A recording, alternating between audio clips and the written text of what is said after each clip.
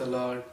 मैं विपिन कुजूर आज मैं अपने जीवन की गवाही बताना चाहता हूँ किस प्रकार यीशु मसीह में मेरा विश्वास बढ़ा। मैं यीशु मसीह को पर्सनली एक्सेप्ट कैसे किया, उसके अपना जो संबंध होता है कैसे ज़्यादा गहराई में गया, वो मैं आप लोगों को आज बताने जा रहा हूँ।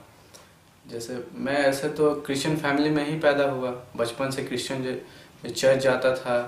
हम लोग का स्कूल में, मैं हिंदी मीडियम में पढ़ा तो वहाँ धर्म क्लास होता था, रिलीजन क्लास वो होता था, हमेशा जाता था। हम लोग सब मिलकर तीनों भाई, मेरे फैमिली में मेरी मम्मी है और हम लोग 3 भाई हैं। और जब हम लोग छोटे थे उसी समय पापा का एक्सीडेंट हो गया था, तो फिर मम्मी ही संभाल रही थी। तो हम लोग बहुत छोटे थे, तो फिर मम्मी सोची इन लोग को कैसे संभालेंगे, ऑफिस चले जाएंगे तो बहुत दिक्कत है, बच्चा लोग छोटा है। तो फिर बड़ी मम्मी की बेटी को लेकर के आई, हम लोग की दीदी को, कि तुम देखना, घर का काम करना, देखना छोटा भाई लोग को ऐसे कर।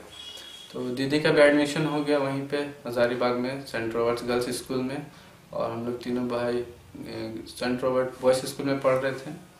तो फिर ऐसा हुआ कि मम्मी बहुत प्यार करती थी दीदी से, कभी मारती नहीं थी, डांटती नहीं थी, तो वो बहुत खुश रहती थी। लेकिन मम्मी को ज़्यादा ये खेलना कूदना ज़्यादा संसारिक तरह से पसंद नहीं था, जैसे लोग अदर लोग मस्ती करते हैं। तो होली आया, होली त्यौहार, तो उस समय दीदी को भी मतलब वहाँ के लोग, हम लोग जहाँ रहते थे वहाँ के लोग के साथ वो होली खेली। और बात ये था कि वो यूनिफॉर्म नहीं बदली, स्कूल से आने के बाद यूनिफॉर्म में ही थी और वैसे ही होली खेल करके अपना यूनिफॉर्म गंदा कर ली। तो मम्मी जब आई तो मम्मी को गुस्सा आया, तो फर्स्ट टाइम उसको एक चाटा मार दी। तो फर्स्ट टाइम उसको मारी तो दीदी को दुख लगा, तो फिर शाम को वो कहीं निकल के चली गई। तो उसके बाद घर वापस नहीं आई, पता चला कि वो घर से भाग गई है। तो मम्मी बहुत रोने लगी, परेशान रहने लगी। सोची अब क्या करे, मेरी अपनी बेटी रहती तो कोई बात नहीं, अब अपनी दीदी की बेटी को लेकर के उनको क्या जवाब दूंगी, कैसे बताऊंगी कि आपकी बेटी को एक चाटा मारा है, वो छोड़ के चली गई। तो इस तरह से बहुत दुख में डूब गई। मम्मी बोली क्या करना चाहिए, तो फिर बहुत से लोग बहुत कुछ बोलने लगा कि वहाँ जाइए, जादू टोना, वहाँ पूछिए, वहाँ कुछ करवाइए। तो ऐसा ऐसा बहुत कुछ कि मुर्गा वगैरह बोला कि मुर्गा काट के वहाँ चाम नदी में बहाइए, ऐसा वैसा बहुत कुछ दिया, इसको यहाँ पे गाड़ी ऐसे, तो कुछ नहीं हुआ। तो मम्मी दुखी थी, इसी तरह टाइम बीत रहा था। तो फिर वहाँ पे हरणगंज में एक मैदान में प्रभु का एक ये प्रोग्राम होने वाला था कि तुम्हारे शोक को मैं आनंद में बदल दूंगा। तो उस प्रोग्राम से पहले एक आंटी आई, हम लोग के पीछे साइड रहती थी, पन्ना आंटी, वो आई, मम्मी से बातचीत की कि आपके साथ ऐसा ऐसा दुख है, हाँ सुने हैं ऐसा कर। तो बोले कि ठीक है, यहाँ जो प्रोग्राम होने वाला है उस प्रेयर मीटिंग में आप लोग आइए, उसके बाद फिर हम लोग प्रेयर करते हैं, वहाँ चर्च चलिएगा ऐसा करके। तो प्रोग्राम में गए तो नॉर्मल ही था, हम लोग को लगा बस प्रोग्राम ऐसे ही। तो फिर अगले संडे को मम्मी को लेकर के गई चर्च, हम लोग किसी दूसरे चर्च में गए। तो उस चर्च में जाने के बाद फिर मम्मी आई, तो फिर कुछ दिन फिर हम लोग को बोली कि तुम लोग भी चलो, ऐसा करके जाने लगे। तो वहाँ जब मैं गया फर्स्ट टाइम तो देखा कि वहाँ के लोग का प्रार्थना करने का ढंग ही कुछ अलग है। वो जोर जोर से प्रार्थना करते हैं, हाथ उठाकर जय जयकार करते हैं, धन्यवाद करते हैं, हालेलुया बोलकर जय जयकार करते हैं। तो थोड़ा अलग ही माहौल लगा, फर्स्ट टाइम ऐसा देखा कि। और पहले जिस चर्च में था वहाँ सब लोग शांति से प्रार्थना करते थे बस, तो वहाँ थोड़ा अलग लगा। फिर वहाँ और एक चीज़ ये अलग महसूस हुआ कि यहाँ तो गवाही दिया जाता है कि मेरे जीवन में प्रभु ने ऐसा काम किया, इतना ऐसा किया, वैसा किया, प्रभु की महिमा हो, ऐसा करके। तो इस तरह का गवाही जब मम्मी सुनी वहाँ पे, तो मम्मी को विश्वास बढ़ा कि अगर ऐसा उनके जीवन में हो सकता है, मेरे जीवन में क्यों नहीं हो सकता है। तो मम्मी भी बोली कि इनका अगर तू सच्चा परमेश्वर है तो मेरी बेटी को तू ला कर दे, तो मैं तुझे उद्धारकर्ता ग्रहण करूँगी और उसके बाद मैं तुझसे तो तेरे राहों पे चलूँगी, बपतिस्मा लूँगी, ऐसा करके। तो 3 महीना के अंदर ऐसा ही होते होते पता चला कि वहाँ पे नीलम दीदी है, इस गाँव में है, किसी घर में उनके यहाँ पे काम करती है, ऐसा करके पता चला। तो फिर हम लोग की दीदी मिल गई, तो इस प्रकार विश्वास बढ़ा। फिर हम लोग चर्च जाने लगे। तो चर्च जाते जाते फिर जाते थे, लेकिन हम लोग तो बच्चे थे और ऐसा लगता था जैसे हिंदू लोग मंदिर जाते हैं वैसे ही हम लोग भी चर्च जाते हैं, मुस्लिम लोग अपना जाते हैं मस्जिद, ऐसा करके। तो जाते थे आते थे, वैसा ही कुछ था। बस बाइबल भी कभी पढ़ लिए, बोला जाता था बाइबल पढ़ो, प्रेयर करो, कर लिए, ऐसा कभी कभी घर में प्रेयर होता था, तो ऐसा था। इसी तरह जिंदगी चल रहा है। लेकिन फिर संसारिक तरह से भी हम लोग जीते थे कि संसार में मस्ती हो रहा है, नाच गान हो रहा है, तो उधर भी मस्ती कर लिए, आधा संसारिक आधा प्रभु में, ऐसा जीवन चल रहा था। फिर मेरा इसी तरह पढ़ाई होते होते 12th पास किया, फिर बहुत बार इधर उधर एडमिशन हुआ, किसी तरह मेरा एडमिशन तमिलनाडु में हो गया। तो फिर मैं वहाँ तमिलनाडु में मेरा इंजीनियरिंग के लिए एडमिशन हो गया। फिर मैं वहाँ फर्स्ट टाइम घर से इतना दूर गया था, वहाँ अकेला फील हो रहा था। मैं बोला कि कुछ भी प्रॉब्लम होगा मम्मी आप ही लोग जिम्मेदार रहो, इतना दूर क्यों भेजा मुझको ऐसे करके। तो फिर वहाँ भी दुख लगता था, फिर रहते रहते आदत हुआ, दोस्त लोग बना ऐसे करके वहाँ भी मस्ती करने लगे। घर से दूर जाके तो और मस्ती करता आजकल का जवान लड़का लोग, तो वहाँ और फ्री फंड कोई कुछ बोलने वाला नहीं है तो और मस्ती होने लगा।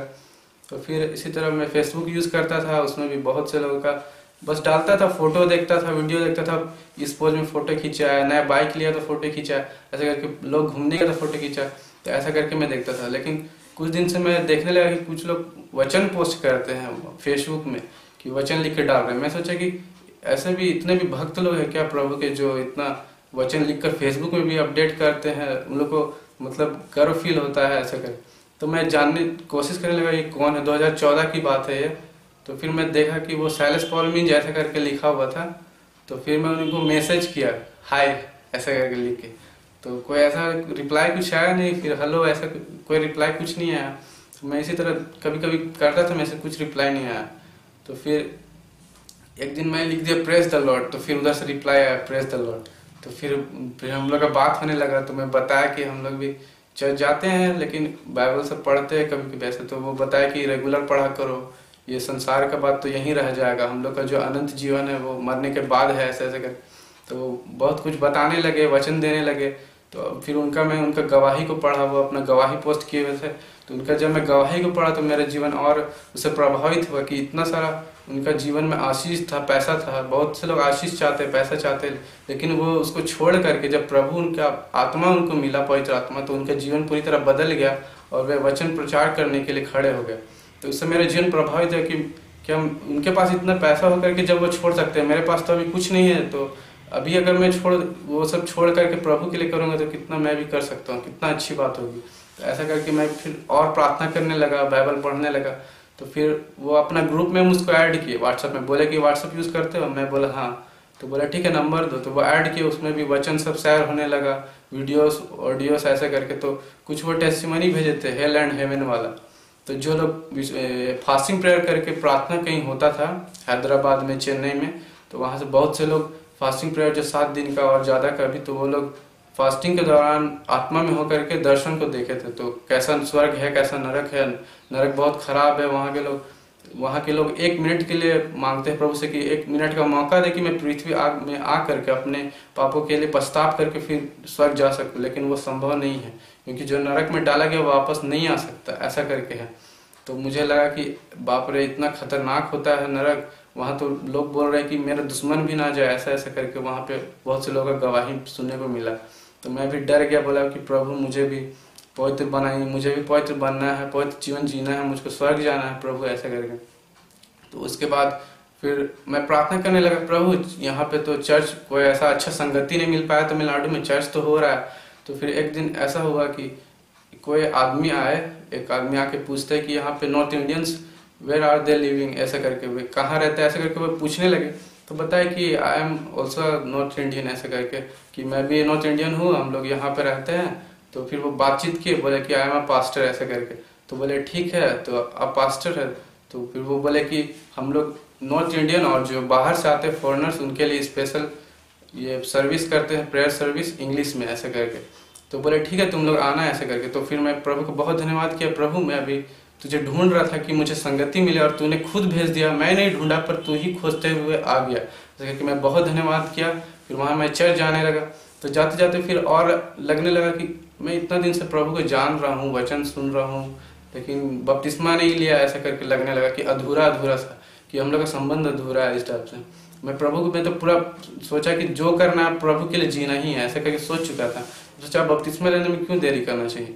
तो 26 को मेरा बर्थडे था, 26 अगस्त। तो फिर 23 को संडे को मैं चर्च गया, पास्टर को बोला कि पास्टर ऐसा ऐसा बात है, बचपन से मैं चर्च जाता हूँ, सब कुछ वचन भी सुन रहा हूँ, अभी प्रभु में और आगे बढ़ना चाहता हूँ, प्रभु के लिए जीना चाहता हूँ, लेकिन बपतिस्मा अभी तक लिया नहीं, तो मुझे बपतिस्मा लेना है, ऐसा करके मैंने उनको बोला। तो बोले कब लेते हैं, डिसाइड करते हैं। हम बोले कि 26 को मेरा बर्थडे है, तो उस 26 तक ले सकते हैं या तो उससे पहले। तो बोले अच्छा आज ही चलो चलते हैं। तो फिर वो ले गए अपने वहाँ रीजनल चर्च में ले गए, बड़ा चर्च में। फिर वहाँ पे गवाही दिए, मुझे खड़ा किए कि तुम कुछ गवाही दो, कैसे तुम्हारा जीवन बदला। उसके बाद वो ले गए वहाँ अपना, वहाँ नदी बगल में था, वो ले गए, वहाँ बपतिस्मा हुआ। उसके बाद मैं पूरी रीति से प्रभु के लिए समर्पित हुआ। तो इस प्रकार मैंने अपने जीवन को, मुझे ऐसा लगा कि मेरा जीवन अब प्रभु के साथ संबंध और बड़ा है और इसे पवित्र रखना है। ऐसे करके पास्टर बोले कि बपतिस्मा तो सभी लेते हैं, तो उसके बाद और हमारा जीवन जो संबंध है यीशु के साथ और बढ़ाना है और पवित्र जीवन जीते हुए कोशिश करना है कि प्रभु के दोबारा आगमन, और जब तक यह हम लोग का मृत्यु ना हो जाए तब तक हमें प्रभु के साथ बने रहना है और पवित्र रहना है ऐसे करके। और हमें हमेशा क्षमा मांगना है, जब हमें लगता है कि हम कुछ गलत किए तो क्षमा मांगना है, डेली प्रार्थना करना है, ऐसे करके हम लोग का जीवन बिताना है। तो इस प्रकार मेरे जीवन में प्रभु का आत्मा आया, प्रभु का अभिषेक आया कि मैं प्रभु के साथ अभी चल रहा हूँ, कोशिश कर रहा हूँ। और जब तक मेरे अंदर जान, मैं कोशिश करूँगा कि प्रभु के लिए काम करूँ, प्रभु की महिमा करूँ, और मेरे द्वारा, मेरे जीवन के द्वारा प्रभु को महिमा मिले। तो इस गवाही के द्वारा आप लोग को आशीष मिले। यीशु मसीह की जय।